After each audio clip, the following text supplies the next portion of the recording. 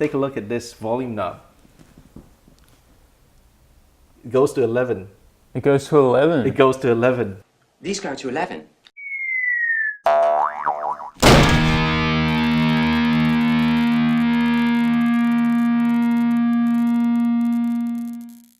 Hi there, this is Felix. And I'm Rowan. And you're watching Gas TV. Today we're going to take a look at this little baby here, a small 9x9x9 inch amplifier called the Bud from Henriksen amps.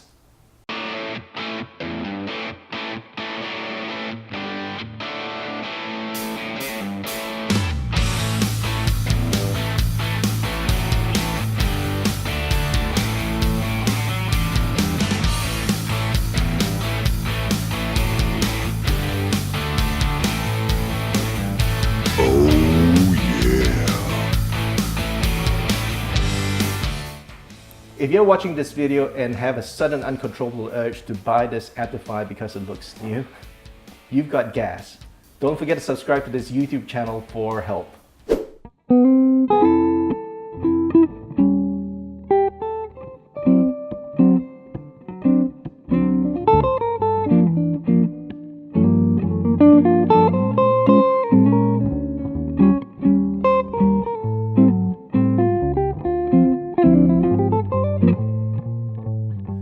All right, Rowan, so this little baby, this tiny little amp has got to be my best purchase of all time. Really? I really think so. I was so excited when I first saw this amplifier. So let me take you back. A few years ago, Henriksen amplifiers have been well renowned in the jazz community for building quality amps, just great sounding amps. But being in Australia, we obviously don't get to ever touch one of these things or listen to them. So you can only ever ogle them on the internet and go, wow, I wish we could get one of those. And the thing was, they a little while ago, so the company was funded by Bud Henriksen, who's sadly passed away. His son has taken over the company now. When younger Bud Henriksen went through his father's belongings, he discovered plans for an amp that had not been built yet.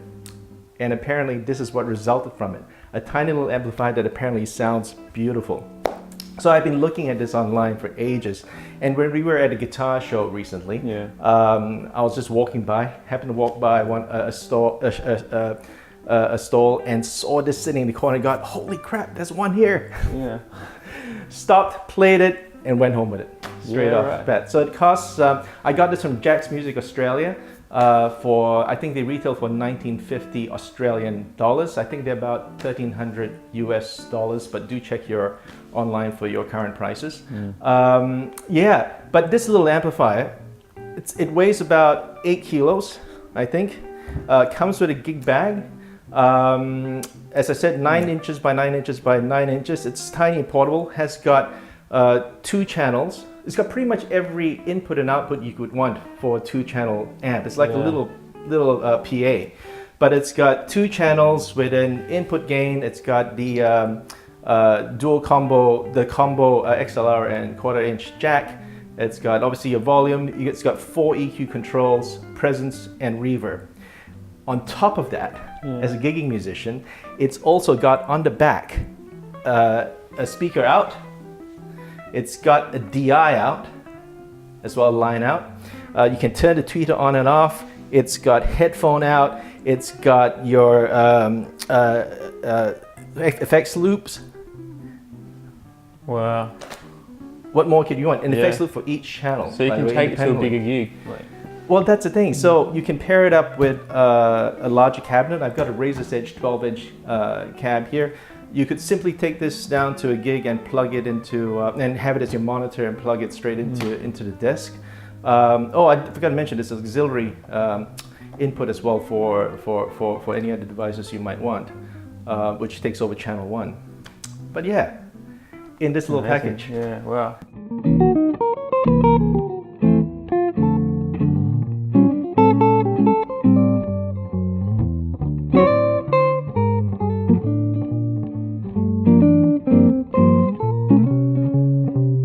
The thing with this amp I was highly skeptical of it when I first saw it, and my only access to listening to it was off YouTube videos, pretty much like this one. But a number of the YouTube videos out there didn't actually give you a good sense as to what this amp actually could do. And they came across sounding a little tinny or small sounding on YouTube. So I wasn't overly convinced, still really interested, but not overly convinced. I came across a number of videos that compared the Bud to, say, a Fender Princeton with a much bigger speaker. And the Bud, obviously, next to that didn't sound particularly full or good, because it's very hard to get a sense of that off YouTube. But when I sat down to plug this in, this thing kicks ass. It doesn't sound small at all. It's very hard to convey this coming across YouTube. But if you like me listen to some number of those comparisons and thought sitting next to a Fender Princeton or Fender Deluxe, this thing sounds tiny and boxy. That's not the case at all. Those videos don't do this amp justice. It is full sounding. It is big. In this room, I've never had to set the volume above 1 or 2. To get a loud sound. It's just too loud for this room otherwise. We were at a gig, were we not, a couple of weeks ago at Perry Como. We had this sitting on a table behind us. It was a reasonably sized room. It was quite big. Yeah, I don't think we had the volume on our channels. We didn't get to 12 o'clock on this. We were somewhere between the 9 o'clock to 10 o'clock range. Yeah. And we filled the whole room with it.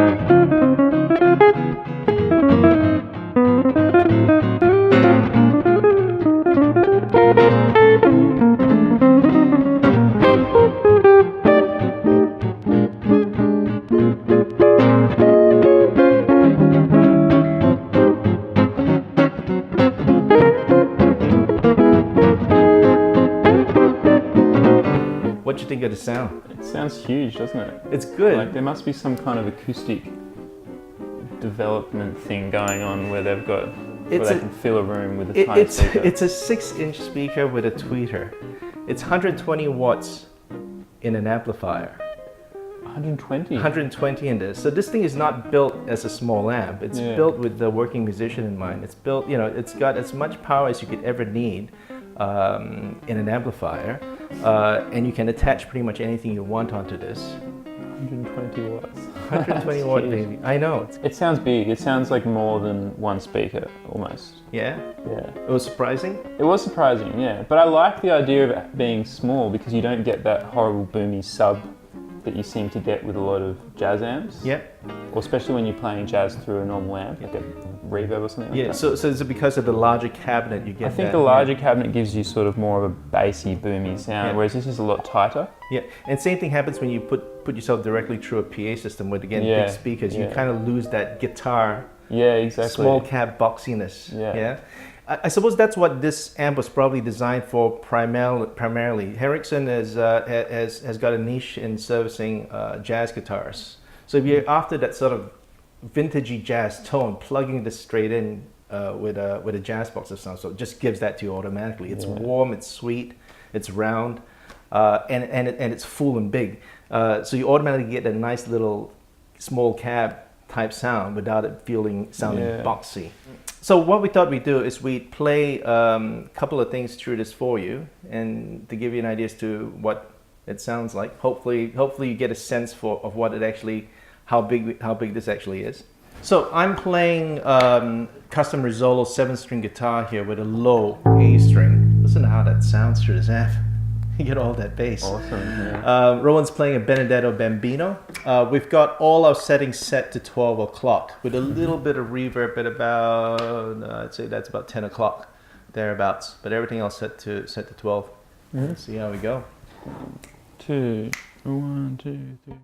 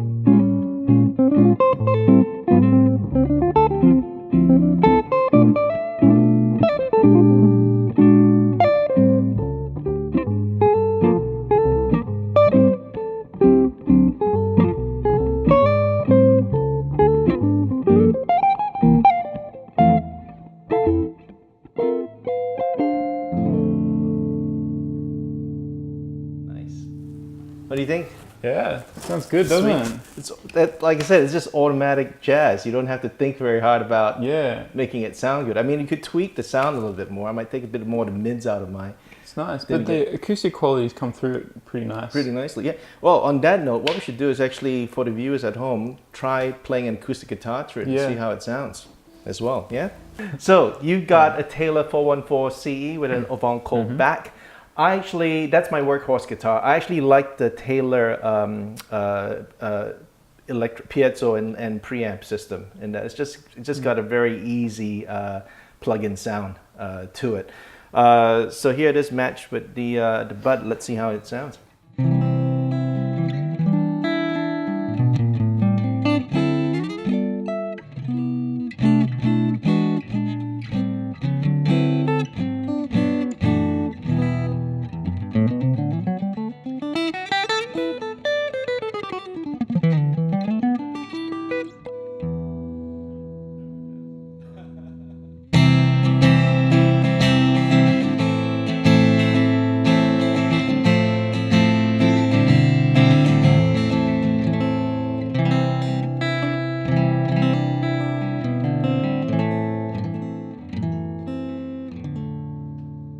It's nice. What do you think? Yeah, it's big. There's absolutely nothing wrong with it, is it? No. And it's all coming from this little 6-inch speaker. Yeah. I always used to think that, the minimum size speaker I'd ever use was 10 inches.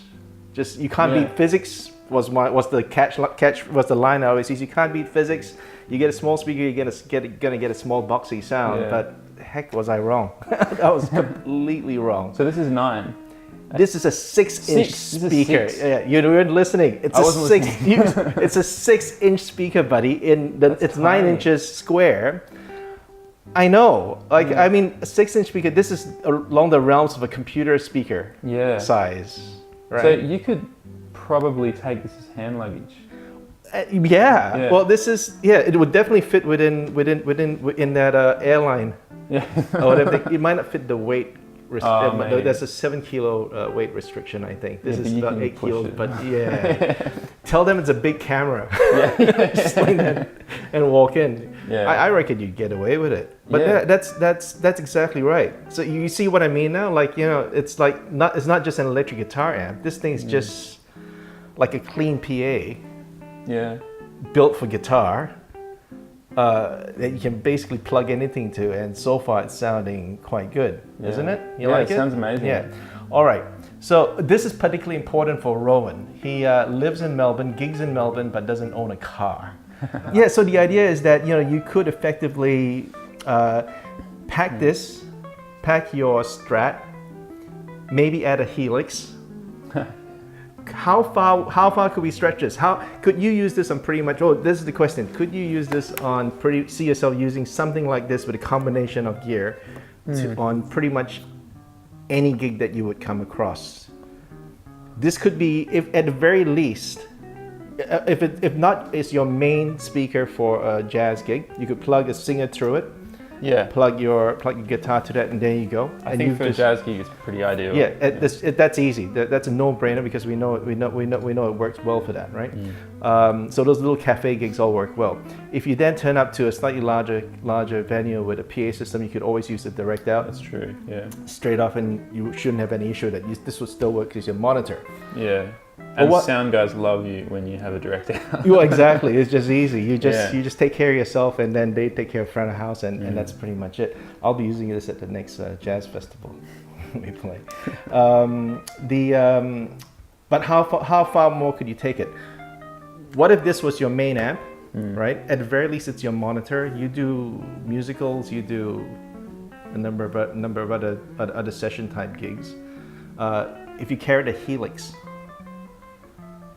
Yeah. Well, maybe we should try the Helix through it and see what it sounds like. Because it's definitely convenient if that's the case, because you've got the direct out, so you could use that as your foldback.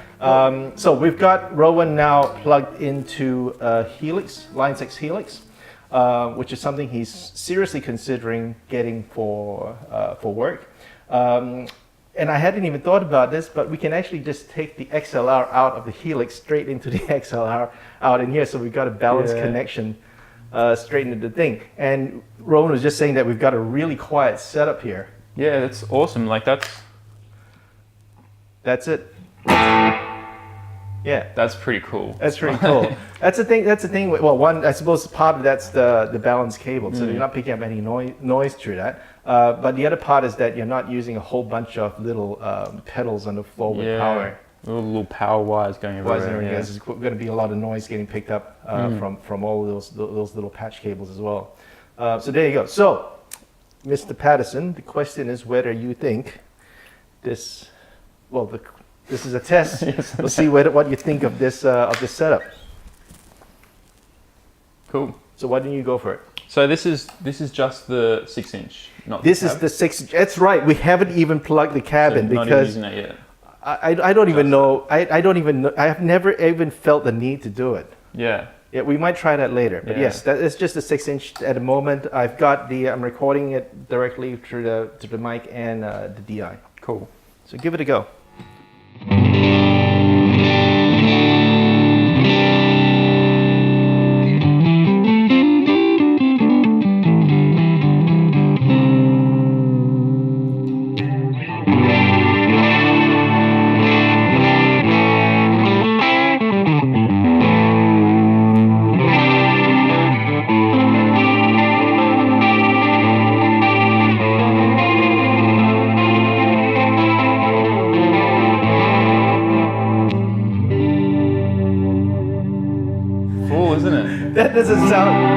That doesn't sound like a 6-inch speaker, does it?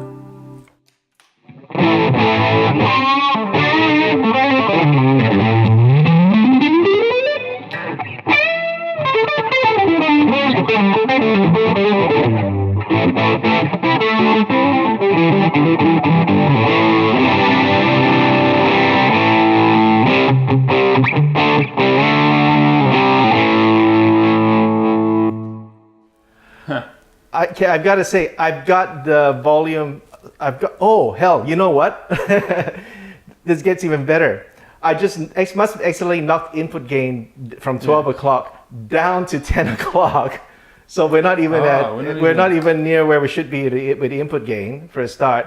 And the volume is at just under 9 o'clock. Wow. So we've still got a way to go. So let me just set that back up to 12 o'clock, that input gain, right? Just to make sure we're okay. Can you just play that?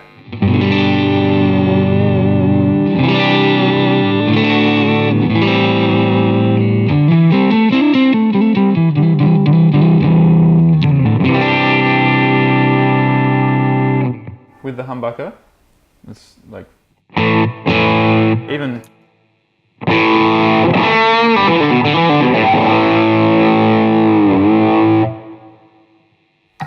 Like I said, it's the best $2,000 Australian I've ever spent. This sounds just as good, if not better, than putting it through a PA system with 12-inch speakers. Because again, you get that guitar type sound in that smaller cab and smaller speakers. I don't have to go and... One of the things I used to do when I plugged it through a PA system, the Helix, through a PA system with a 12-inch or 15-inch speaker, is I'd go into the global EQ settings and sort of dial in the settings I wanted to get rid of all that extra sound. Yeah. I didn't want to get back to this. Yeah. Whereas this kind of gives you, doesn't it? You don't get that horrible sub rumble. That's pretty much it. And here's the thing. So plugging in that extra cab, hopefully we'll be able to get the recordings, get this under recording. But I've got a feeling that doing that is going to bring some of that sound back, that sub sound that you don't want. Let's try that. All right. That's the speaker, 12-inch Razor's Edge, 12-inch Razor's, sorry. That's a 12-inch Razor's Edge cab hooked up.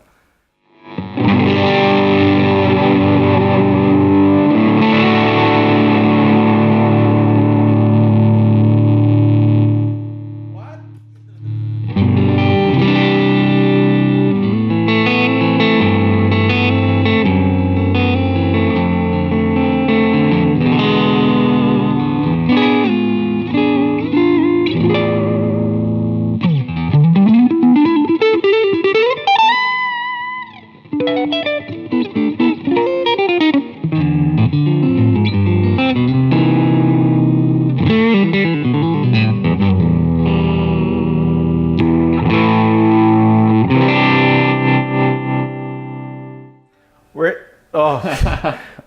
Sorry, I gotta let my hearing settle down. We're still. Am I yelling? I'm yelling. We're still only at about 3 o'clock on the volume knob on that, with the input gain set at 12. So yeah, so it's obviously got plenty of grunt. Yeah. Like in a 6-inch speaker, plus a 12-inch cab. Yeah. What do you think of the addition to the cab? Was that all right? Yeah, it definitely brings some of that sub back into it, but not too much. Like you get a more full sound. Like you get a huge sort of Marshall-y kind of thing. Well, at the end of the day, it's up to you what cabs you want to hook up to it, and that's the sound you're going to get to it. But I feel with this, like I've got a good. You get a good bass. Yeah. There's not really much else you want out of an amp. Yeah. And then you can work from there and do anything else you want to. And I reckon this has actually improved my playing. That's pretty crap playing to begin with. Only really crap players say that. Gear actually improves my playing. Good player, crap player. But I actually think I feel like I've responded to the sound very nicely in this for our jazz stuff. But what do you think for for you?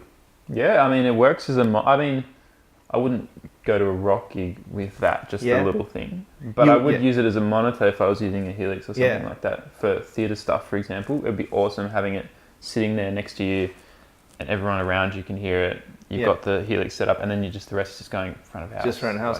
Well, there you go. That was our quick look at the Bud Henriksen amplifier. We'll put the link to Henriksen amps down below. You can get these from Jack's Music Australia. We'll put the link to Jack's Music as well. They supply Australia-wide.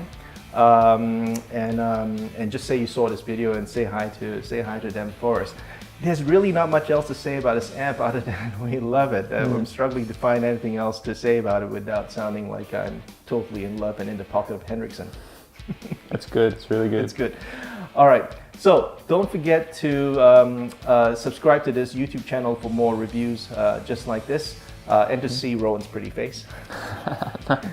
We also have a Facebook page and called Gas TV, and we have an Instagram account as well. Instagram account. We've got Twitter as well, and we've got a Facebook group. Actually, that's a really cool one to join if you don't know about the Facebook group. The group is called the Gas Guitar Acquisition Syndrome Support Group, where we will help you with your guitar acquisition syndrome, terrible illness that we all suffer from. We've got a great group of people on that. We would love to have more people join the group and chat to us. Really, we'd love to see more memes and jokes there. All right. So that's been it from us. Thank you very much for chiming in and listening to us, and we will see you next time. Bye.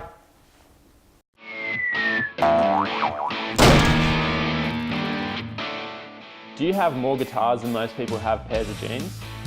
Do you live in the fear that your other half will discover your graveyard of empty guitar cases only to find that some of them aren't really empty? If so, click here to subscribe to Gas TV. We're here to help with your addiction.